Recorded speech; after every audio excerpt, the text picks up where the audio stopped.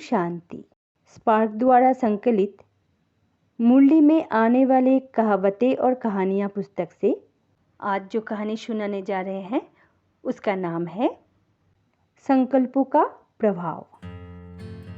एक साधु गांव-गांव फिरकर सभी को उपदेश देता था। एक दिन फिरते फिरते एक गांव में पहुंचा। वहां उपदेश देते हुए उसने कहा कि व्यक्ति के संकल्पों के आधार पर ही उसका स्वभाव बनता है। यह सुनकर एक व्यक्ति को आश्चर्य हुआ कि संकल्पों के आधार पर स्वभाव बनना कैसे संभव है।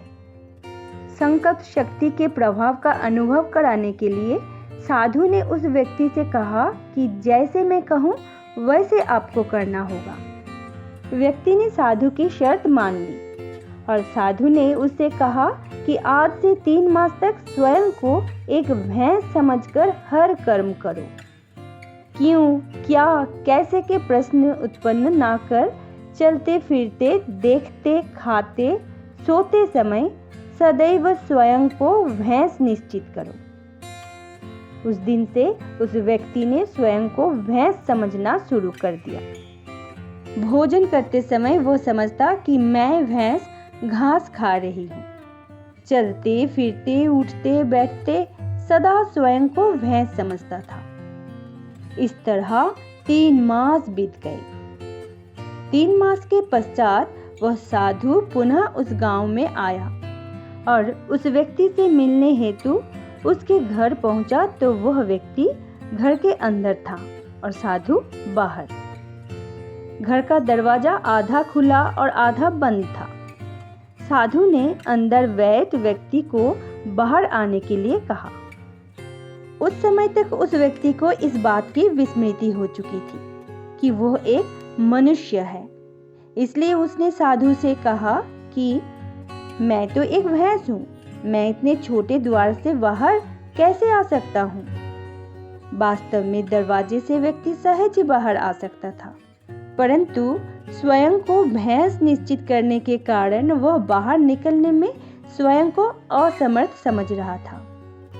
तब साधु ने उसकी शंका का समाधान करते हुए समझाया कि किस तरह संकल्पों के आधार से स्वभाव में परिवर्तन आता है।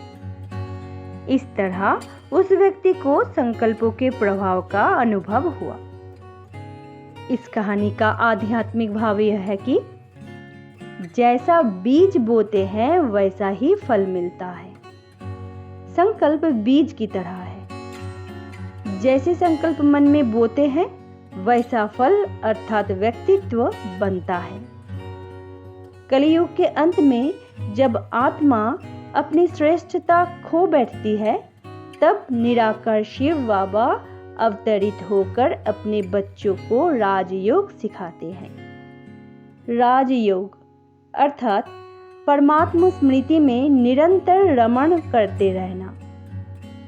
वर्तमान समय बाबा हमें ईश्वरीय स्मृति के द्वारा ईश्वरीय संस्कार निर्माण करने की शिक्षा देते हैं, जिससे सहज ही व्यक्ति के आसुरी संस्कार बदल दैवी संस्कार बन जाते हैं।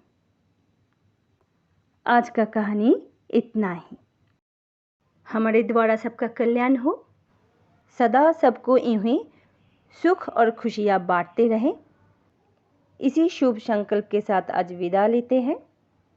ओम शांति।